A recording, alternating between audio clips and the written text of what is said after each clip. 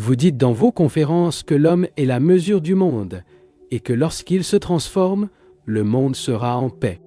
Votre propre transformation a-t-elle provoqué cela? Réponse.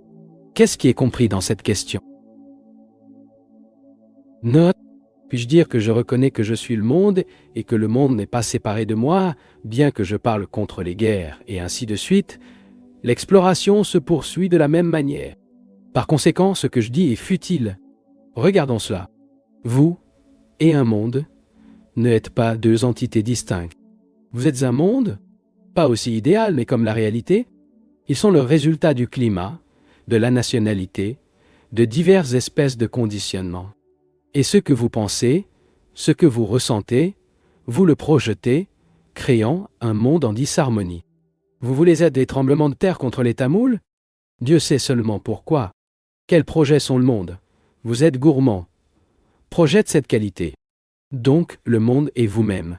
Comme le monde est vous, pour transformer le monde, vous devez vous connaître. Avec sa transformation, il produit une transformation dans la société. L'interrogance implique que, comme l'exploration n'est pas terminée, ce que je dis est futile. Est-ce vrai?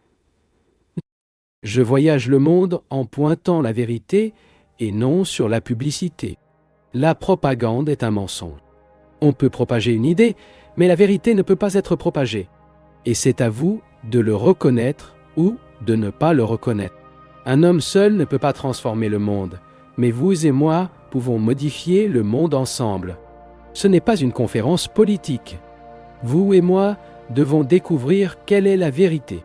Parce que c'est la vérité qui dissout les souffrances et les misères du monde. Le monde n'est pas loin en Russie, en Amérique ou en Angleterre. Le monde est là où vous êtes, aussi petit qu'il semble être. C'est vous, votre environnement, votre famille, votre voisin. Et si cela est transformé, il produira une transformation dans le monde. Mais nous sommes généralement indolents et longs. Ce que je dis est réel en soi. Mais cela ne va pas le comprendre. La transformation ne peut être effectuée que par l'individu. De grandes choses sont faites par individus. Et vous pouvez promouvoir une révolution phénoménale et radicale lorsque vous vous comprenez. N'avez-vous pas remarqué dans l'histoire que les individus sont ceux qui se transforment et non la masse? La masse peut être influencée, utilisée, mais des révolutions radicales dans la vie ne se trouvent que chez les individus. Quoi qu'il en soit qui vivent, à n'importe quel niveau social qui est placé, si vous vous comprenez vous-même, produira une transformation dans vos relations avec les autres. Ce qui compte, c'est la fin de la souffrance, car la souffrance finale est le début de la révolution, et cette révolution produit une transformation dans le monde. Question. Vous dites que les gourous ne sont pas nécessaires, mais comment puis-je trouver la vérité sans l'aide et les conseils sages que seul un gourou peut donner? Réponse. La question est de savoir si un gourou est nécessaire ou non.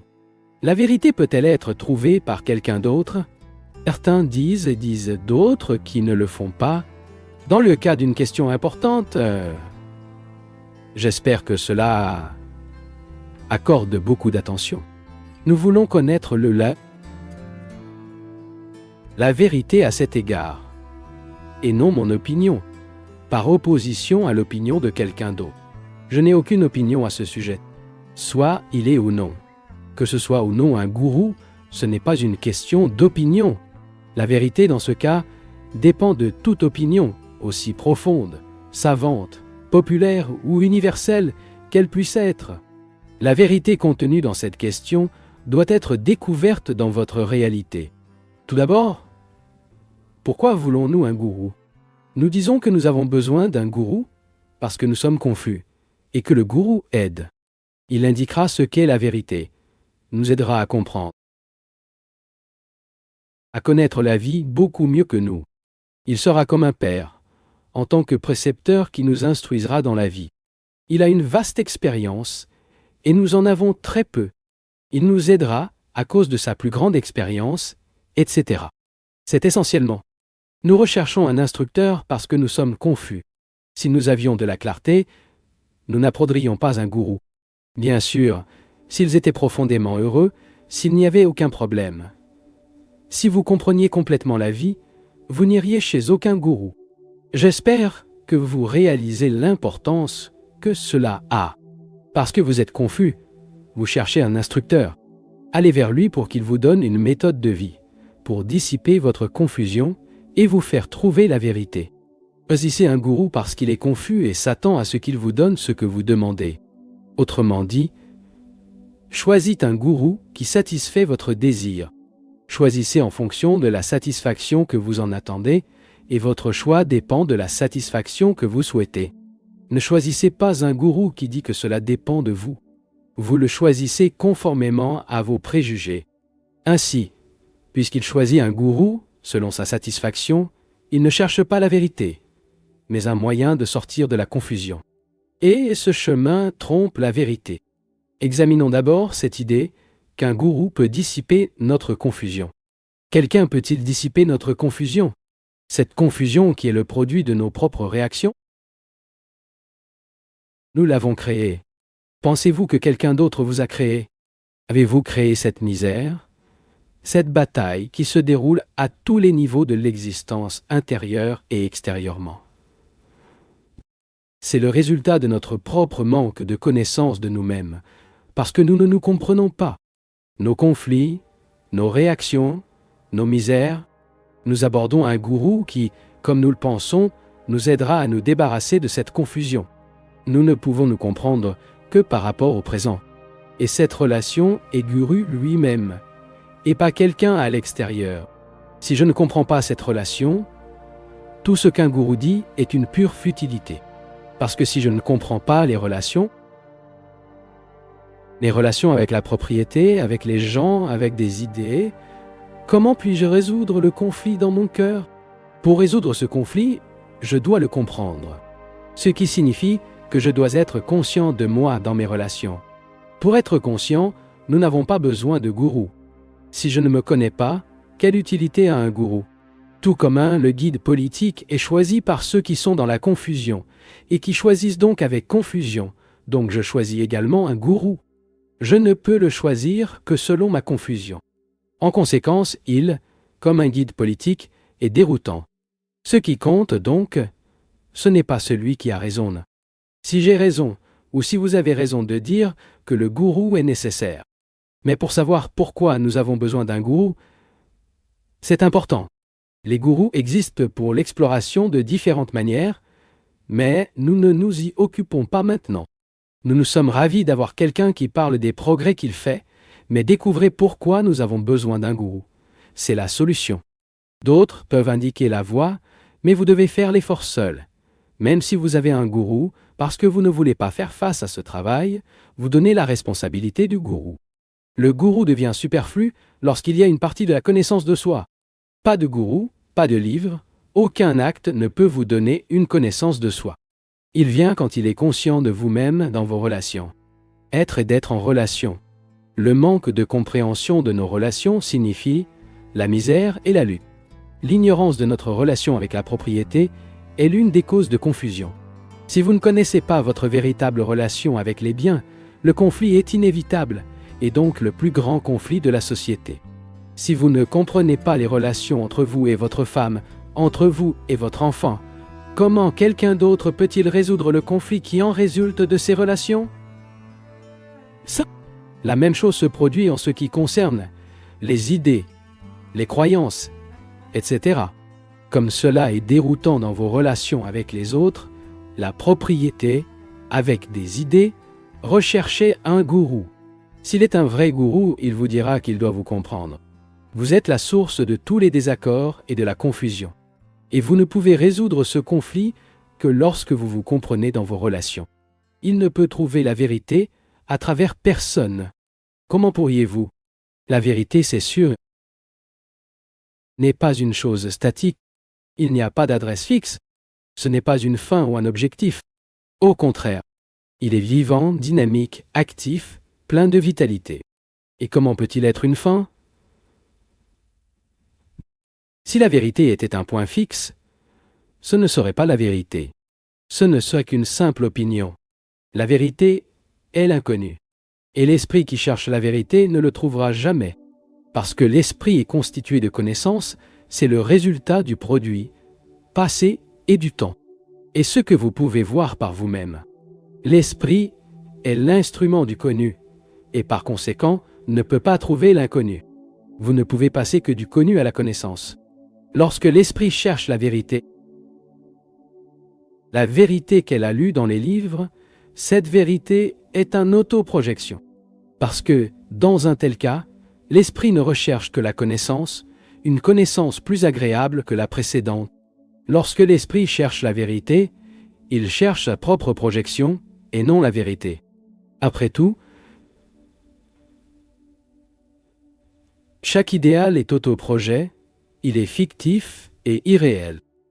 S'il existe vraiment, c'est ce que c'est, et l'inverse n'existe pas.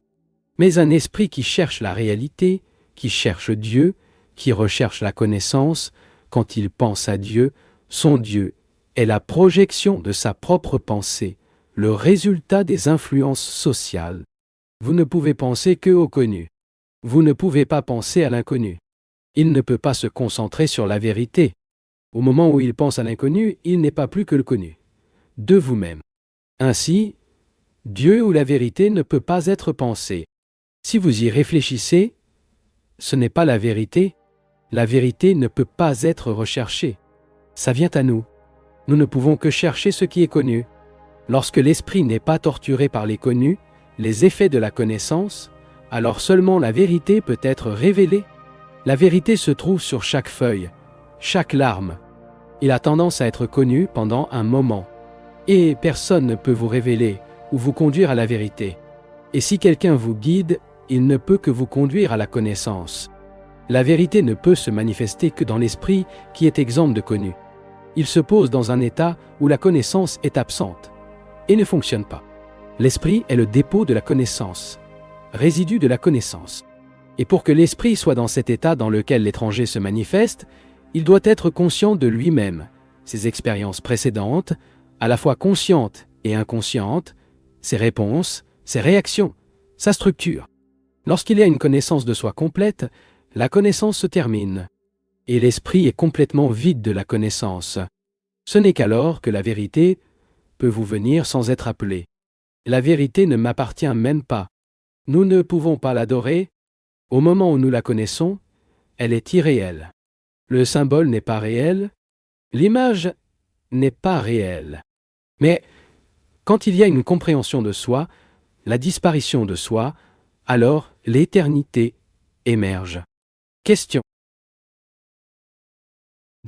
Pour avoir la tranquillité d'esprit, je n'ai pas besoin d'apprendre à contrôler mes pensées. Réponse. Pour bien comprendre ce problème, nous devons y entrer profondément, ce qui nécessite beaucoup d'attention. J'espère que vous n'êtes pas excessivement fatigué de me suivre. Mon esprit erre. Pourquoi? Je veux penser à une image, dans une phrase, une idée, dans une image, et quand je pense, je vois que mon esprit s'est enfui vers le chemin de fer ou quelque chose qui s'est passé auparavant. La première pensée a disparu et une autre a eu lieu. Alors j'examine chaque pensée qui survient. C'est intelligent, tu ne penses pas? Vous faites des efforts pour réparer la pensée dans quelque chose, mais pourquoi le réparer? Si vous êtes intéressé par la pensée qui survient, cela vous révèle votre signification. Le ravage de l'esprit n'est pas la distraction. Ne vous donnez aucun nom. Suivez la randonnée, la distraction. Vérifiez pourquoi l'esprit errait. Suivez-le, pénétrez-le profondément.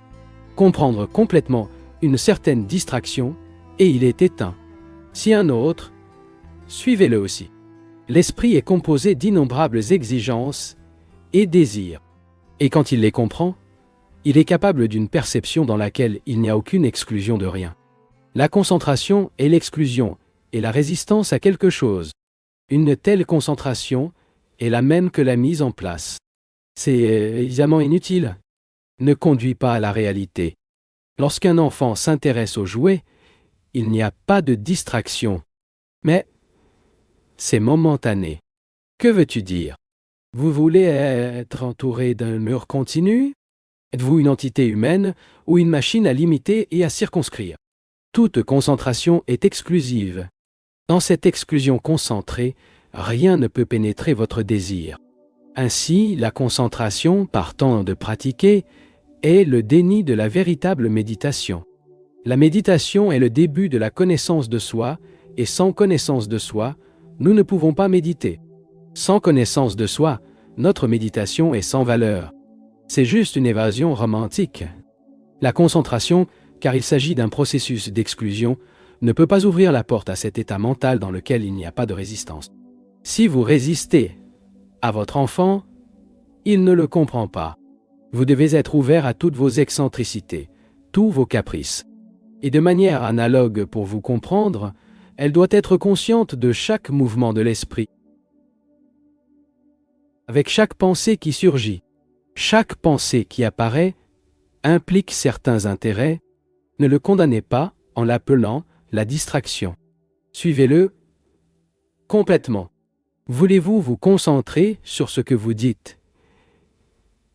Et votre esprit s'enfuit sur ce qu'un ami a dit hier soir? À ce conflit, vous appelez la distraction. Donc, dit, aidez-moi à apprendre la concentration, à réparer mon esprit sur une chose. Mais si vous comprenez ce qui cause la distraction, il ne sera pas nécessaire d'essayer de se concentrer. Tout ce que vous faites sera la concentration. Le problème n'est donc pas le décalage. Mais pourquoi l'esprit se divise-t-il? Lorsque l'esprit s'éloigne de ce qu'il dit, cela signifie que vous n'êtes pas intéressé par ce que vous dites. Si vous êtes intéressé, il n'est pas distrait. Il pense qu'il devrait être intéressé par un portrait, une idée, dans une conférence, mais son intérêt n'est pas là. Pour cette raison, l'esprit erre dans tous les sens. Parce qu'il ne reconnaît pas qu'il n'a aucun intérêt, laissant lentement l'esprit. Lorsqu'il n'est pas intéressé, c'est un gaspillage d'énergie pour réparer l'esprit, car il ne fait que créer un conflit entre ce que vous pensez que cela devrait être et ce qui existe vraiment. C'est comme une voiture pour marcher avec les freins. Cette concentration est futile. C'est une exclusion. Une poussée sur le côté. Et pourquoi ne pas reconnaître bientôt la distraction? Elle est un fait. Lorsque l'esprit est calme, une fois que tous les problèmes ont été résolus, il ressemble à un lac d'eau serein, dans lequel vous pouvez vous voir clairement. Elle n'est pas silencieuse quand elle est restée dans le réseau de problèmes, car elle recourt ensuite de la répression. Lorsque l'esprit suit et comprend toutes les pensées, il n'y a pas de distraction. Elle est sereine. Ce n'est que dans la liberté que l'esprit peut être silencieux, non pas dans la couche superficielle, mais entièrement. Lorsque vous êtes libre de toutes les valeurs, la persécution de vos propres projections, il n'y a plus de distraction. Et ce n'est qu'alors que la réalité se produit.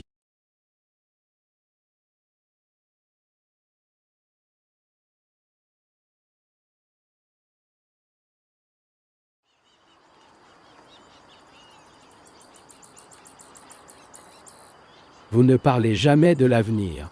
Pourquoi? Non. Avez-vous peur de l'avenir? Réponse. Quelle est l'importance de l'avenir de votre vie? Pourquoi vous attribuez une importance? Que comprenons-nous pour l'avenir? Demain? L'idéal? L'espoir éternel de l'utopie de ce que je devrais être. Le modèle dans différents moules d'une société idéale. Est-ce ce que vous comprenez pour l'avenir? Nous vivons dans l'espoir, et l'espoir est un moyen de mort. Quand nous attendons, nous sommes morts. Parce que l'espoir est une évasion du présent. Cela n'a aucun espoir quand c'est heureux.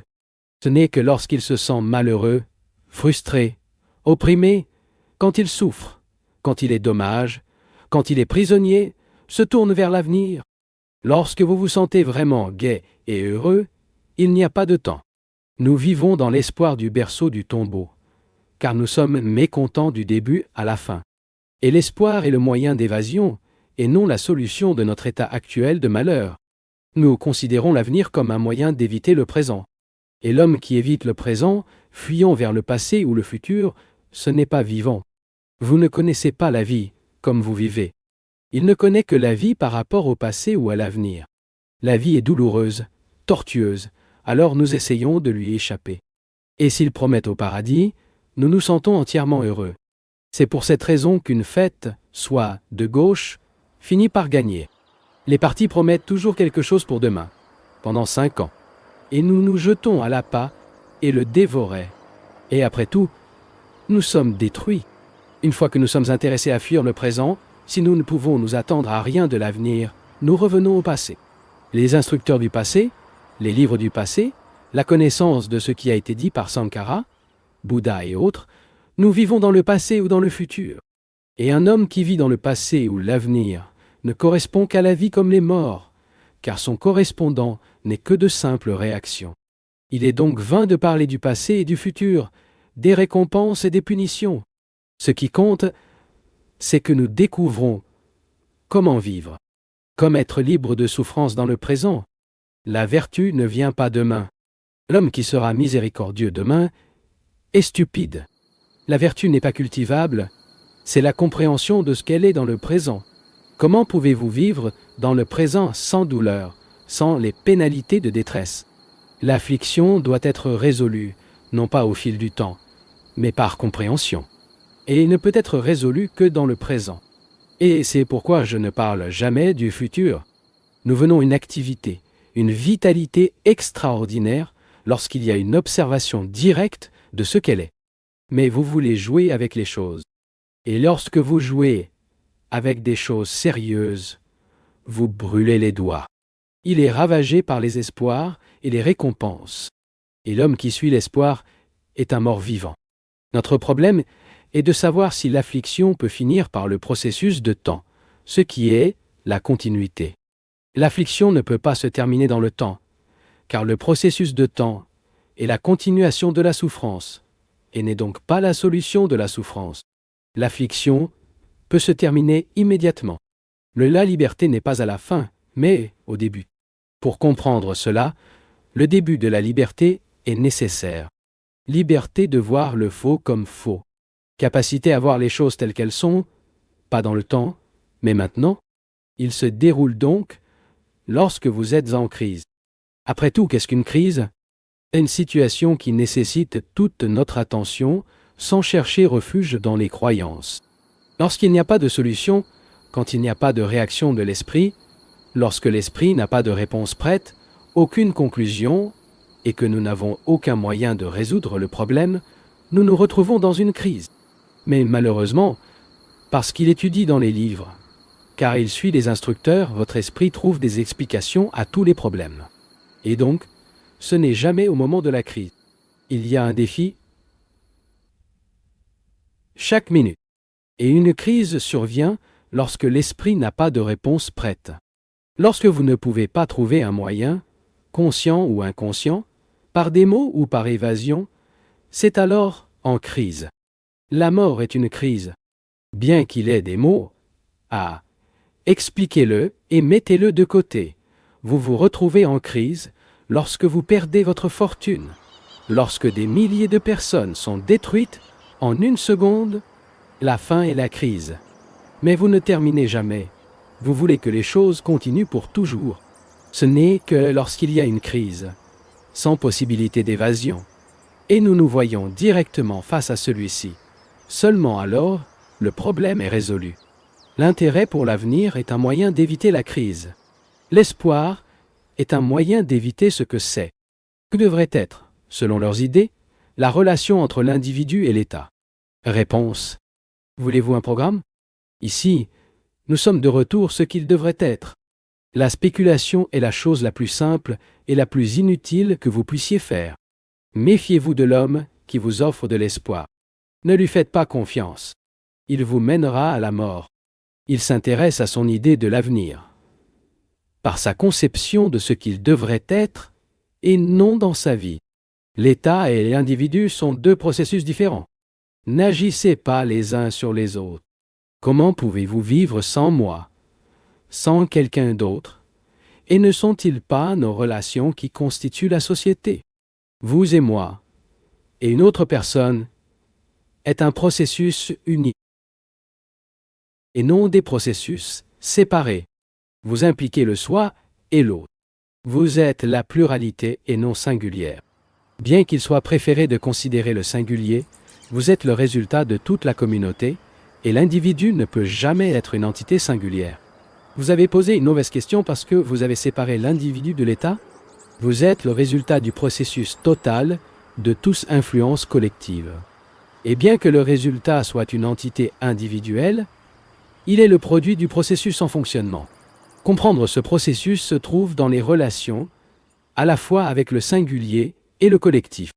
Et cette compréhension et son action qui en résultera créera une nouvelle société, un nouvel ordre de choses. Mais peindre un tableau de ce qu'il devrait être et laisser les réformateurs, les politiciens ou soi-disant révolutionnaires, cela signifie simplement rechercher la satisfaction dans les idées. Il ne peut y avoir une révolution fondamentale que lorsque nous sommes directement confrontés à la crise, sans l'intervention de l'esprit. Question. Vous avez parlé de relations basées sur l'utilisation de quelqu'un d'autre pour votre propre satisfaction, et vous avez souvent fait allusion à un état qui s'appelle l'amour. Qu'entendez-vous par amour? Réponse. Nous savons quelles sont nos relations. Satisfaction et utilisation mutuelle, même si nous les déguisons avec un nom d'amoureux. En utilisant une chose, il y a une sensibilité et des soins pour le protéger. Nous protégeons nos frontières, nos livres, notre propriété est identique. Nous nous soucions de protéger nos femmes, nos enfants, notre société. Parce que sans eux, nous nous voyons seuls, perdus, privés de leur fils. Les parents sont désolés. Ce qui ne l'est pas. Votre fils sera, et votre fils devient ainsi un instrument de sa vanité. Nous connaissons les relations de nécessité et d'utilisation. Nous avons besoin de la réadaptation du bureau de poste et il a besoin de nous. Mais nous ne disons pas que nous aimons le personnel du poste, mais nous disons que nous aimons nos épouses et nos enfants, bien que nous les servons à notre satisfaction personnelle et que nous soyons prêts à les sacrifier la vanité d'être appelés patriotes. Nous connaissons très bien ce processus. Et bien sûr, cela ne peut pas être l'amour. L'amour que vous utilisez, qui explore puis regrette, ne peut pas être l'amour. Parce que l'amour n'est pas une chose d'esprit. Expérions donc et découvrons ce qu'est l'amour. J'ai découvert non seulement verbalement, mais aussi vraiment cet état. Lorsque vous m'adaptez comme votre gourou et que je vous sers de disciple, l'exploration du côté de la même manière. Lorsque vous utilisez votre femme et vos enfants, pour votre propre commodité, il y a une exploitation. Ce n'est sans aucun doute pas de l'amour. Lorsqu'il y a une utilisation, il y a la possession. La possession génère invariablement la peur. Et avec peur vient de la jalousie, de l'envie, de la suspicion. Lorsqu'il est utilisé, il ne peut y avoir aucun amour. Ce amour n'est pas Ce n'est pas une chose d'esprit. Penser à une personne ne signifie pas aimer cette personne. Ne pensez à une personne que lorsqu'elle n'est pas présente, quand elle est morte, quand elle s'est enfuie de son côté ou quand elle ne vous donne pas ce qu'elle veut. C'est là que sa défaillance intérieure met le processus d'esprit en fonctionnement. Lorsque cette personne est proche de vous, vous n'y pensez pas. Pensez-y lorsqu'il est présent et signifie être dérangé. Et donc, nous considérons votre présence comme une chose très naturelle. L'habitude est un moyen d'oublier d'être en paix, sauf à partir de perturbations. L'utilisation conduit donc invariablement à l'invulnérabilité. Et ce n'est pas l'amour. Quel est l'état dans lequel l'utilisation, qui est le processus de pensée, comme moyen de couvrir l'intérieur, positivement ou négativement, n'existe pas? Quel état est celui dans lequel il n'y a pas de satisfaction? La recherche de la satisfaction est la nature même de l'esprit. Le sexe est une sensation créée et peinte par l'esprit. L'esprit agit donc ou s'abstient d'agir. La sensation est un processus de pensée, qui n'est pas l'amour. Lorsque l'esprit prédomine, et si important est le processus de pensée, il n'y a pas d'amour. Ce processus d'utilisation, de réflexion, d'imagination, d'arrêt, de fermeture, de rejet, de fumée. Et quand il n'y a pas de fumée, la flamme de l'amour est vivante. Parfois nous avons cette flamme riche, pleine et complète. Mais la fumée revient, parce que nous ne pouvons pas vivre longtemps avec la flamme qui ne nous donne aucun sentiment de proximité, que ce soit de l'un, de nombreux, personnel ou impersonnel. Presque nous avons tous connu parfois le parfum de l'amour et sa vulnérabilité. Mais la fumée d'utilisation, l'habitude, la jalousie, la possession, le contrat et la rupture de contrat sont devenues importantes pour nous. Et donc, il n'y a pas de flamme d'amour. Quand il y a de la fumée, il n'y a pas de flamme. Mais lorsque nous comprenons la vérité sur l'utilisation, la flamme existe. Nous en servons un autre car, intérieurement, nous sommes pauvres, insuffisants, mesquins, petits et solitaires. Et nous espérons, avec l'utilisation de quelqu'un d'autre, pour avoir une possibilité d'évasion. De même, nous servons Dieu comme un moyen d'évasion. L'amour de Dieu n'est pas l'amour de la vérité. Mais la vérité est un moyen simple de le servir pour réaliser autre chose que nous connaissons. Et donc, il y a toujours une peur personnelle de perdre quelque chose que nous savons. Vous saurez l'amour lorsque votre esprit est très calme et libre de la recherche de la satisfaction et de l'évasion. Premièrement, l'esprit doit se terminer. L'esprit est le résultat de la réflexion, et la pensée est un simple passage, un moyen qui mène à une fin. Quand la vie passe simplement dans quelque chose, comment l'amour peut-il exister? L'amour est né lorsque l'esprit est calme, naturellement et pas quand nous nous sommes rendus silencieux. Lorsque vous percevez le faux comme faux et le vrai comme vrai.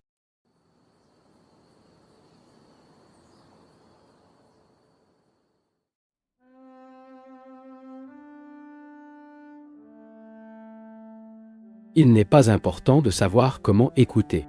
Il me semble que nous n'entendons généralement pas du tout. Nous entendons derrière divers rideaux de préjugés, examinant ce qui est dit comme hindou en tant que musulman, en tant que musulman, en tant que chrétien, avec une opinion déjà formée.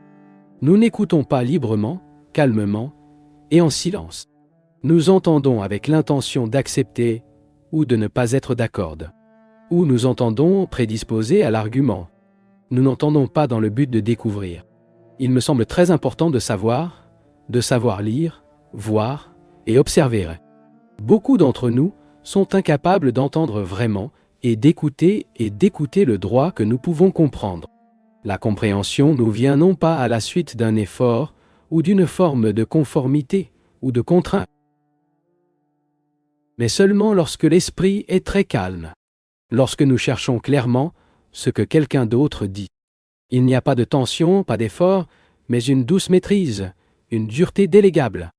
Nous ne pouvons pas voir clairement ce que quelqu'un d'autre dit si nous l'entendons, armés de tout préjudice. J'ai peut-être quelque chose de nouveau à transmettre, et c'est extrêmement difficile pour ceux qui viennent prédisposés, favorables ou défavorables, vraiment comprendre.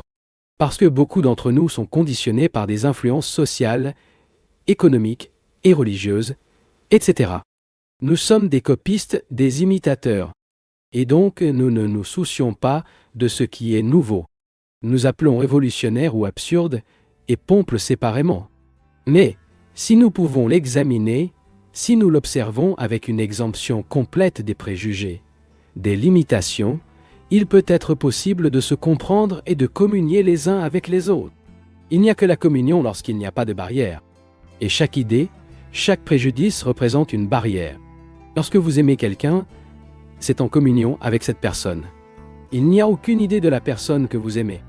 Idéalement, si nous pouvons établir une relation de véritable communion entre nous, afin que vous et moi comprenions le problème ensemble, nous aurons la possibilité d'une révolution radicale dans le monde.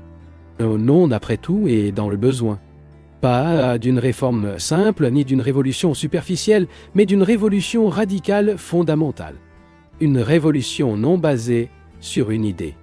La révolution idéologique n'est pas une transformation fondamentale, mais seulement la continuation d'une autre forme, d'une certaine idée ou standard d'art.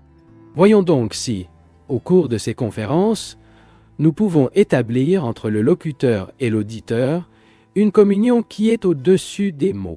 Les mots sont nécessaires en tant que médias, mais si nous nous maintenons au niveau verbal, il n'y a aucune compréhension. Nous comprendre lorsque nous sommes sur le niveau verbal. Mais l'esprit très cultivé vit sur des mots. Il n'est capable d'examiner que par le tamis des mots. Et un tel examen, bien sûr, ne fait pas comprendre. Au contraire, cela ne conduit qu'à une nouvelle controverse et à plus de litiges. Mais il sera possible d'établir une véritable communion non seulement au niveau verbal, mais à un niveau plus profond, à un niveau de plus de valeur. Ceci, sans aucun doute, est possible. Mais, pour y arriver, nous vous avons, et moi, regardons nos problèmes d'une manière nouvelle. Étant de nouveaux problèmes, nos problèmes de vie, les relations, la lutte de l'homme contre l'homme et entre des groupes d'hommes. Nous devons les considérer et les examiner nouveaux, car ce n'est qu'alors que nous avons la possibilité de gérer une transformation fondamentale dans nos vies et donc dans la vie de la société. Notre premier problème de base est un problème de relation, vous ne pensez pas? Et cette relation est basée sur des systèmes de moralité passés ou futurs. C'est dans les préceptes traditionnels ou une idée de ce qu'elle devrait être. Notre moralité, à base de notre action, est le résultat du passé, du traditionnel ou du futur, c'est-à-dire de l'idéal. Alors que nous basons notre action à l'avenir ou au passé, il n'y a évidemment pas d'action. Pendant que nous vivons avec l'espoir, nous ne pouvons pas agir. Parce que l'espoir est sans aucun doute la réaction d'un désir d'être rempli à l'avenir. Alors que nous basons notre action sur l'espoir, l'utopie, l'idéal de perfection ou un schéma de ce qu'il devrait être, nous ne vivons pas dans le présent. Une idée est toujours du futur ou du passé. Et lorsque les relations sont considérées en relation avec l'avenir ou le passé, il n'y a naturellement aucune possibilité d'action, car l'action est immédiate, toujours dans le présent et maintenant. L'un de nos immenses problèmes est de promouvoir une révolution fondamentale dans l'ordre actuel. Face à la disproportion et à la répartition injuste des ressources, à la structure économique des riches et des pauvres, du conflit entre ceux qui ont et ceux qui n'ont pas, etc. Nous cherchons à résoudre des problèmes économiques et sociaux avec un programme, avec une idée, avec une norme. Nous avons la norme le système gauche ou droit, et ces systèmes sont invariablement basés sur une idée. Autrement dit, la gauche s'applique à la solution du problème avec un nouveau système en conflit avec la droite. Pendant que nous sommes dans conflit en raison des idées sur lesquelles tous les systèmes sont basés, il est tout à fait évident qu'aucune solution n'est possible. En d'autres termes, nous avons le problème de la faim, du chômage, des guerres. Et nous venons d'eux en train de nous en soucier un certain système pour résoudre chacun d'eux. Et un système, à droite ou à gauche, peut-il résoudre un problème?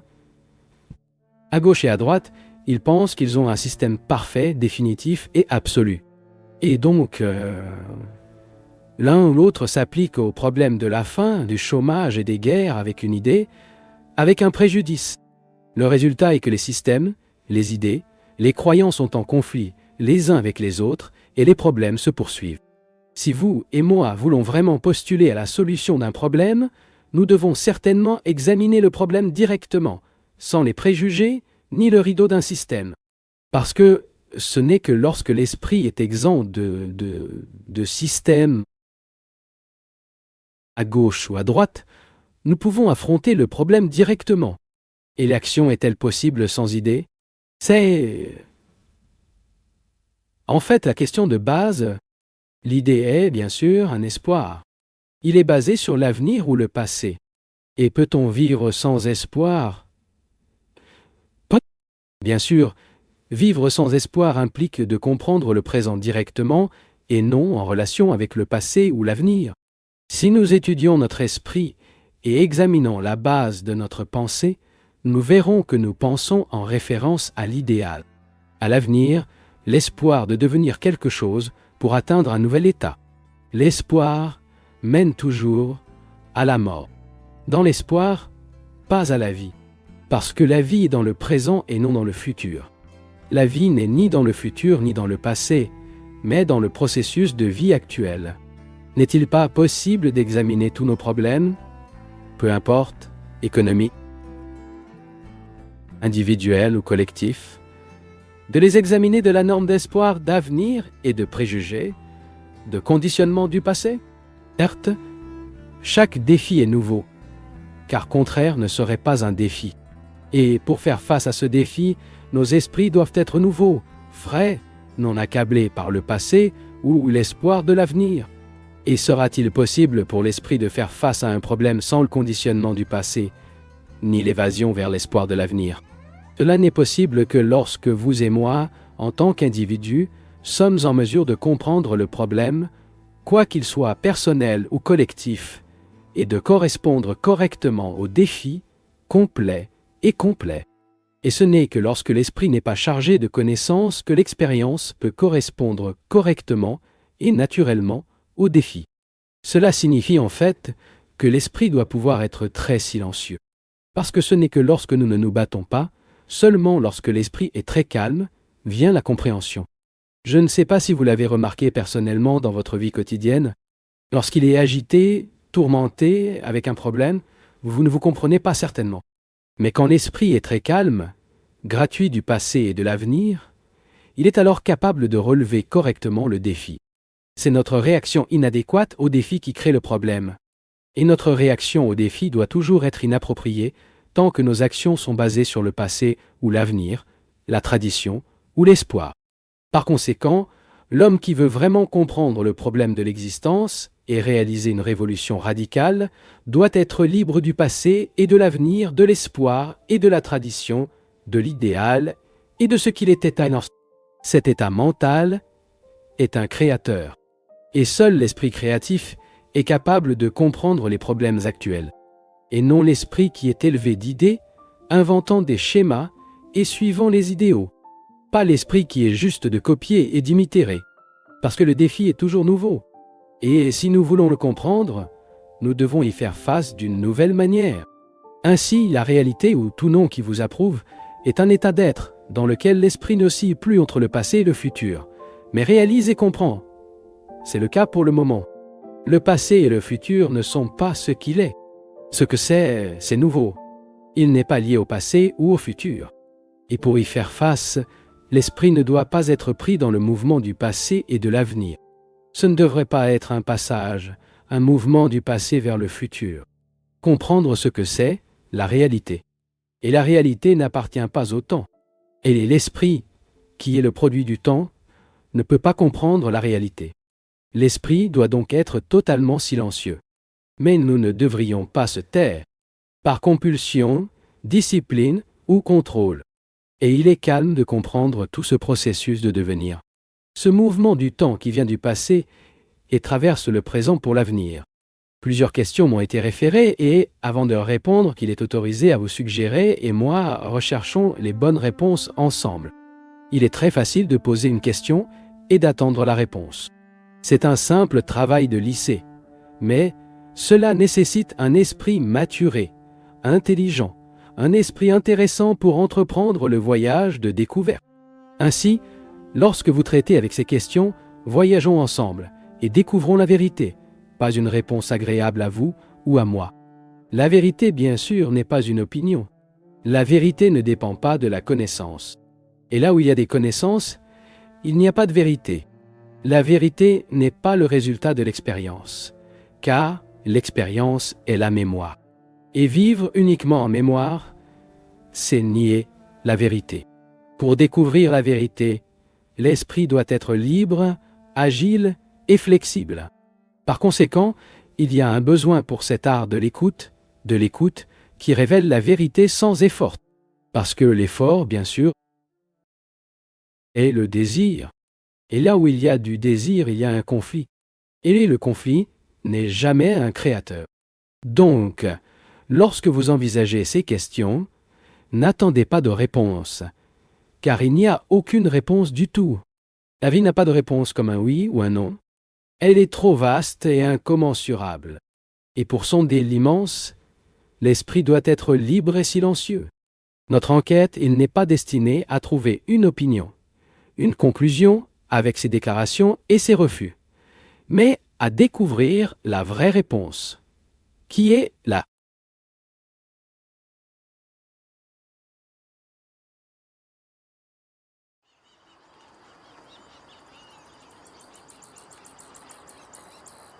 Nos vies sont vides de chaque véritable impulsion de gentillesse. Et nous cherchons à combler ce vide avec une charité organisée et une justice obligatoire. Le sexe est notre vie. Pouvez-vous faire la lumière sur ce problème désagréable? Réponse. Traduire la question. Notre problème est que nos vies sont vides et que nous ne connaissons pas l'amour. Nous connaissons les sensations, nous connaissons la propagande, nous connaissons les exigences sexuelles, mais l'amour n'existe pas. Et comment ce vide est-il transformé? Comment trouver cette flamme sans fumée? La question est que cela, c'est sûr, ne pensez-vous pas? Voyons donc, si nous découvrons la vérité contenue ensemble. Pourquoi nos vies sont-elles vides? Bien que nous vivions très actifs, bien que nous écrivions des livres et visions les cinémas, bien que nous jouions et aimons et assissions au bureau, nos vies sont vides, routine ennuyeuse et pure, parce qu'ils sont tellement sans valeur, si vides et non invités nos relations. Nous connaissons suffisamment nos vies, savoir que notre existence a très peu de signification. Nous citons des phrases et des idées apprises. Ce qui dit ainsi, qui disait le Mahatma, qui disait les saints les plus modernes, qui disaient les anciens saints. Si ce n'est pas un guide religieux, c'est un guide politique ou intellectuel que nous suivons. Marx, Adler ou Christ. Nous sommes des enregistrements à gramophone qui se répètent toujours. Et cette répétition que nous appelons à savoir, nous apprenons, répétons, et nos vies restent les mêmes. Disvaluera, ennuyeux et sans beauté. Pourquoi? Pourquoi est-ce comme ça? Si vous et moi posons vraiment cette question nous-mêmes, n'avons-nous pas trouvé la réponse?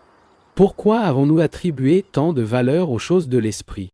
Pourquoi est-ce devenu l'esprit si important dans nos vies? L'esprit, c'est-à-dire les idées, la pensée, la capacité de rationaliser, de penser, d'équilibrer, de calculer.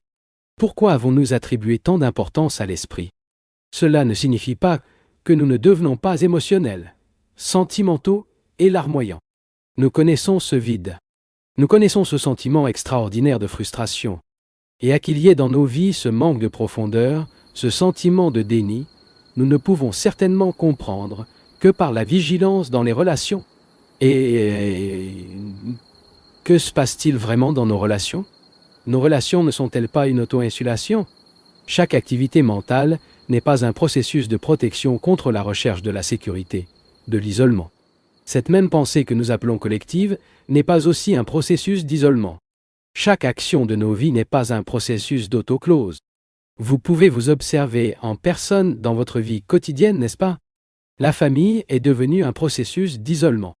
Et étant isolé, il ne peut exister qu'en opposition.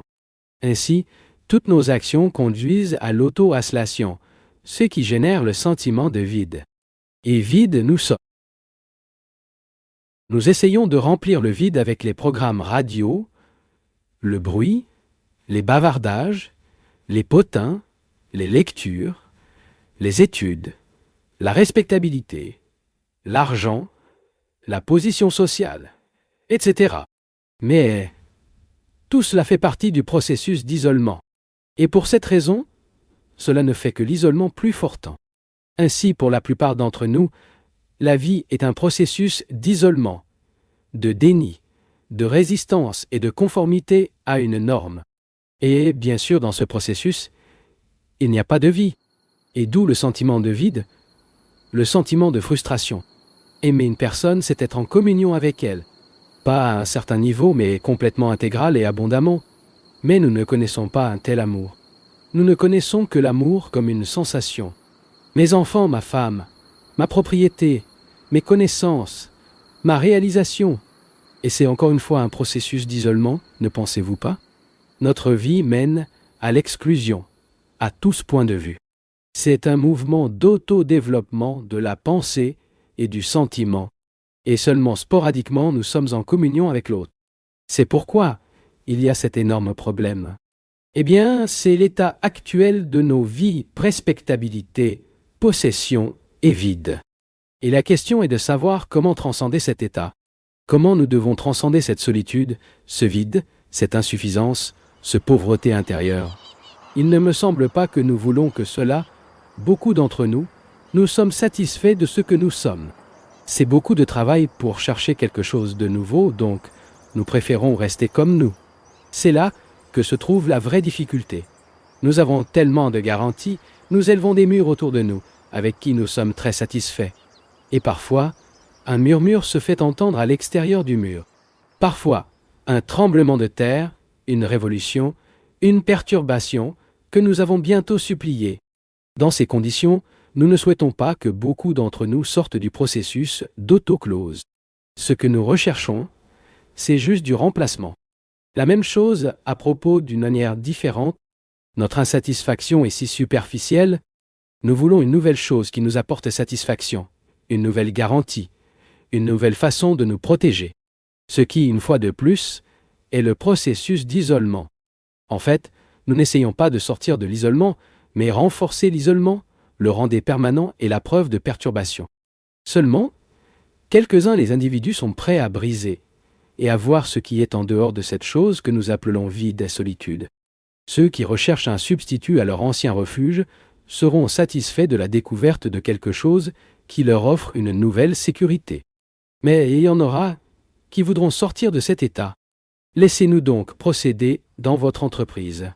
Pour sortir de l'état de solitude, vide, nous devons comprendre tout le processus de l'esprit. Ne pensez-vous pas? Qu'est-ce que nous appelons la solitude et le vide? Comment savons-nous que cet état est vide? Comment savons-nous que c'est seul? Quelle est la mesure que nous trouvons qui est ceci et non? Comprenez-vous le problème? Quand il dit qu'il est seul, qu'il est vide, quelle est sa mesure? Comment savez-vous que c'est vide? Vous ne pouvez le savoir que par la mesure du vieil homme. Il dit qu'il est vide, lui donne son nom, et pense qu'il l'a compris. Oh non, une chose pas précisément un obstacle à votre compréhension. Messieurs, beaucoup d'entre nous savent quelle est cette solitude, non? Cette solitude que nous sommes toujours à la recherche d'un moyen de s'échapper. Beaucoup d'entre nous sont conscients de cette pauvreté intérieure, cet échec intérieur. Ce n'est pas une réaction incomplète, c'est un fait, et en traitant n'importe quel nom, nous ne pouvons pas le dissoudre. Il continue d'exister. Eh bien, comment connaître votre contenu? Comment connaître votre nature? Savez-vous quelque chose que vous vous donnez un nom? Tu me connais en m'appelant par un nom? Vous ne pouvez me rencontrer que me regarder, être en communion avec moi. Mais m'appelant par un nom, disant que je suis ceci, je suis cela, cela met évidemment une fin à la communion avec moi. Identiquement, pour connaître la nature de cette chose appelée solitude, il doit y avoir une communion avec elle. Et la communion n'est pas possible si elle lui donne un nom. Pour comprendre quelque chose, la première chose que nous devons abandonner est de donner un nom. Si vous voulez vraiment comprendre votre enfant, ou ce que j'en doute, que faites-vous? Vous regardez, le regardez, quand il joue, le regarde. L'étudier, n'est-ce pas vrai? Autrement dit, vous aimez ce que vous voulez comprendre. Lorsque vous aimez quoi que ce soit, il y a naturellement la communion avec elle. Mais l'amour n'est pas un mot, un nom, une pensée. Vous ne pouvez pas aimer ce que vous appelez la solitude parce que vous n'en êtes pas pleinement conscient. Vous approchez de peur, pas d'elle, mais autre chose. Vous ne pensez toujours pas à la solitude parce que vous ne voulez pas vraiment savoir ce que c'est. Messieurs, ce n'est pas un argument subtil. Essayez-le pendant que nous parlons et verrons sa signification. Ainsi, ce que nous appelons le vide est un processus d'isolement. Quel est le produit des relations de chaque jour? Parce que dans les relations, nous sommes toujours conscients ou recherchons inconsciemment l'exclusivité. Il veut être le propriétaire exclusif, sa propre femme ou son mari, ses enfants. Vous voulez donner la chose ou la personne ou le nom, ce qui signifie évidemment l'acquisition exclusive. Ce processus d'exclusion devrait inévitablement conduire à un sentiment d'isolement. Et puisque rien ne peut vivre isolément, il y a un conflit. Et de ce conflit, nous avons essayé de nous échapper. Toutes les façons imaginables de s'échapper, activités sociales, consommation d'alcool, poursuite de Dieu, la puja, l'exécution des cérémonies, la danse et d'autres divertissements. Tout est au même niveau. Et si nous réalisons dans la vie quotidienne ce processus total de l'évasion du conflit et que nous voulons en sortir, nous devons comprendre nos relations. Ce n'est que lorsque l'esprit ne s'enfuit pas, il est en quelque sorte possible d'être en communion directe avec cette chose que nous appelons la solitude. Et pour entrer en communion avec lui, il y a un besoin d'affection, il y a un besoin d'amour. En d'autres termes, nous devons aimer quelque chose à comprendre. L'amour est la seule révolution. Et l'amour n'est pas une théorie. Ce n'est pas une idée. Il ne suit aucun livre. Pas de modèle.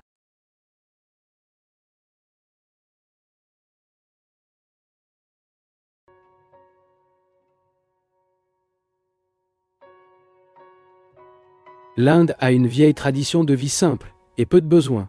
À l'heure actuelle, cependant, des millions d'individus sont dans les griffes de la pauvreté et de la privation, tandis qu'à l'autre extrémité de l'échelle se trouvent les classes supérieures opulentes qui dominent le pays et vivent déjà à travers des modes européens. Comment pouvons-nous découvrir la bonne relation avec les biens et les choses qui rendent le réconfort? Réponse. Seigneur, qu'entendez-vous par simplicité? Peu importe quoi, premièrement, quelle est la simplicité de la vie? Vous avez peu de vêtements, un ou deux tangas. Et cette vie simple? Est-ce une vie simple d'avoir peu de besoins et d'être satisfait d'un seul repas quotidien? L'ostentation extérieure de la simplicité est simple? Ou la simplicité devrait-elle commencer à un niveau entièrement différent, non pas à la périphérie, mais au centre? Voyons donc ce que signifie la simplicité.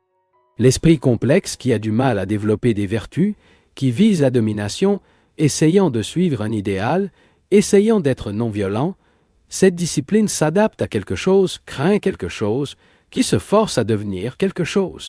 L'esprit est-il simple? Bien sûr, ce n'est pas le cas, mais nous voulons l'ostentation extérieure de la simplicité, car c'est très avantageux. Comme le dit la tradition, c'est idéal. L'esprit qui poursuit l'idéal n'est pas un esprit simple, c'est un esprit qui s'enfuit. L'esprit dans le conflit, l'esprit qui s'adapte à un modèle de toute nature, n'est pas un simple esprit. Mais en cas de simplicité au centre, il existe également à la périphérie. Maintenant, l'interrogateur veut savoir comment découvrir la relation correcte avec les biens et les choses qui est réconfortante. Si nous servons les biens pour la satisfaction psychologique, les biens, bien sûr, conduisent à la complexité. Nous servons les choses des possessions non pas comme de simples besoins, mais comme un moyen de répondre à un besoin psychologique. N'est-ce pas vrai? Notre propriété est-elle devenue un moyen d'améliorer ses propres? Beaucoup d'entre nous aspirent au titre, position, possession, terre, vertu, renommée. Et tout cela implique, non? Tout cela implique un besoin psychologique, une demande intérieure de quelque chose. Lorsque notre relation avec la propriété est basée sur un besoin psychologique, nous ne pouvons pas naturellement mener une vie simple. Et, par conséquent, il y aura un conflit. Et c'est si clair. Autrement dit, lorsque je sers la propriété des autres, les idées comme moyen de satisfaction psychologique, il est donc pour moi de la posséder. Tout ce que c'est, elle est à moi. C'est pourquoi je dois la protéger, je dois me battre pour elle. Puis le conflit commence. Il est donc important de comprendre nos relations avec la propriété. Mais, bien sûr, nous ne pouvons pas comprendre ces relations si nous les considérons par une norme déterminée. La compréhension n'est conforme à aucun plan, que ce soit communiste ou socialiste ou à droite ou à gauche. Alors que nous servons la propriété comme moyen d'amélioration, il y aura des conflits, il y aura une société basée sur la violence. Ce n'est pas seulement un problème économique, mais bien plus qu'un problème psychologique. Et les économistes qui sont diligents ou qui le résolvent au niveau économique échoueront toujours, car leur signification est beaucoup plus profonde. Vous n'utilisez pas de biens, d'équipements, d'autorité comme moyen d'auto-enregistrement, les connaissances qui ont une certaine somme d'argent en banque, qui a un titre, un patrimoine, ne vous donnent pas d'importance, un sentiment de pouvoir. Si ce n'est pas la propriété ce que vous voulez, dans ce cas, vous voulez être un auto-toin, un bureaucrate, un commissaire, un ambassadeur, et c'est Dieu, quoi d'autre? et il tire un sentiment de satisfaction, le sentiment d'être quelqu'un. Nous voyons donc que nous basons nos relations sur l'auto-enregistrement. Alors que nous servons de personnes, d'idées, de choses à notre propre amélioration, il doit y avoir de la violence. Le problème ne peut pas être résolu à travers aucun modèle d'action économique ou social, car ce qui est nécessaire est la compréhension de tout notre être psychologique. Pour cette raison, une révolution intérieure est nécessaire et pas seulement une révolution extérieure. Il est difficile d'être ce que rien. Nous n'avons besoin de rien, parce que beaucoup d'entre nous veulent des résultats satisfaisants. Nous sommes tous derrière le bon succès d'une manière. Dans le monde des affaires ou dans le monde social, en politique, en tant qu'écrivain, en tant que poète. Nous voulons qu'ils reconnaissent nos mérites. Nous voulons un bon succès. Le problème est donc en fait beaucoup plus intérieur et psychologique que l'extérieur et l'objectif. Tant que nous basons nos relations sur la propriété, il doit y avoir cette horrible division entre ceux qui ont et ceux qui n'ont pas, entre riches et pauvres. Et nous cherchons à abolir cette division par une révolution basée sur l'idée, qui est un modèle d'action externe, déterminant comment les individus devraient se dérouler dans la société, sans s'occuper d'une transformation radicale et fondamentale au centre, qui est la psyché. Et c'est parce qu'une révolution qui ne remplace qu'une norme par une autre n'est pas absolument la révolution. Nous pensons qu'avec une révolution extérieure, nous pouvons créer un nouveau monde, en fonction de ce qu'il devrait être. Mais la révolution ne peut être qu'en centre, dans la psyché. Et puis, il produira la vraie révolution à l'étranger. Mais quoi que nous fassions, la simple révolution externe ne provoquera jamais la révolution intérieure. Notre problème n'est donc pas de savoir comment créer une nouvelle norme ou un nouveau substitut, mais comment éveiller la révolution radicale en nous-mêmes. C'est le vrai problème. Parce que ce que vous êtes, le monde est paix. Votre problème est le problème du monde. Il n'est pas séparé du monde. Vous et le monde faites partie intégrante. Le monde n'existe pas sans vous. Ainsi, à moins qu'il n'y ait une révolution au centre, toute révolution externe a très peu de signification. La plupart d'entre nous ne veulent pas transformer, ou simplement vouloir modifier superficiellement. En gardant le même conditionne certaines choses qui sont en relation avec nos exigences psychologiques. Mais seule une révolution intérieure, radicale, aura le pouvoir de transformer. Il devrait commencer par vous en tant qu'individu, car il ne peut pas s'y attendre de la masse. Parce que seuls les individus, et non la masse, peuvent faire des transformations. Donc vous et moi devons nous transformer radicalement. Et il y a une beauté extraordinaire. Il y a une pensée créatrice. Un homme heureux, qui aime, qui ne vise pas les possessions, n'est pas enthousiaste à l'égard du succès, du pouvoir, de la position ou de l'autorité. Les malheureux, les affligés, recherchent le pouvoir et le bon succès comme un refuge de leur propre insuffisance. Le mécontentement de surface ne conduit qu'à la satisfaction et à plus de mécontentement. Et comme la plupart d'entre nous sont malheureux, seulement superficiellement, nous ne voulons pas être exempts de mécontentement. Être libre de mécontentement, c'est réaliser une révolution fondamentale. Le contentement, qui n'est pas le contraire du mécontentement, est cet état dans lequel il y a une compréhension de ce qu'elle est, et de la compréhension de ce qui est indépendant du temps. Ce n'est pas dans le mouvement du passé vers le futur. L'esprit ne peut être libre que lorsqu'il est simple, pur, et seulement dans cet état peut être heureux. Seul l'esprit libre peut établir des relations correctes avec la propriété. Je dirais, mais cela prendra beaucoup de temps, car seuls quelques-uns sont capables de telles choses. Pendant ce temps, le monde s'effondre, et par conséquent, nous devons nous organiser collectivement. Il s'agit d'un argument très facile et spécifique. En fait, même si vous êtes organisé pour effectuer une révolution collective, cela prendra également du temps. Et comment savez-vous que vous avez la clé de l'avenir, ou la garantie et la certitude qu'avec votre révolution, créez-vous une merveilleuse utopie? Il n'y a aucun doute, car il est très important que le problème considéré, non pas à un certain niveau, mais profondément, intimement, et avec un sentiment d'intégration, car seule la solution est trouvée. Cette intégration n'est pas possible si elle vient au problème avec une idée de résistance dans une forme de compulsion ou de conformité. Par conséquent, la chose qui produit l'intégration est l'amour. Mais pour aimer le problème, il ne peut pas le surcharger avec aucune théorie ou discipline. Si vous voulez vraiment résoudre ce problème de la bonne relation avec la propriété, elle doit être en mesure de comprendre toute la structure de votre être. Mais, comme vous le savez, vous voulez des solutions rapides, vous voulez une réponse immédiate, une solution facile au problème. Et personne dans ce monde ne peut vous donner cela. Il n'y a pas de solution immédiate à un problème très complexe. L'instantanéité est dans la réaction de l'individu et non pour résoudre le problème. Vous pouvez vous transformer immédiatement si vous le souhaitez, mais ce n'est pas le cas. Lorsqu'une crise est présentée, elle a tendance à se transformer. Une crise signifie qu'elle doit s'appliquer au problème de manière absolument complète. Sinon, non.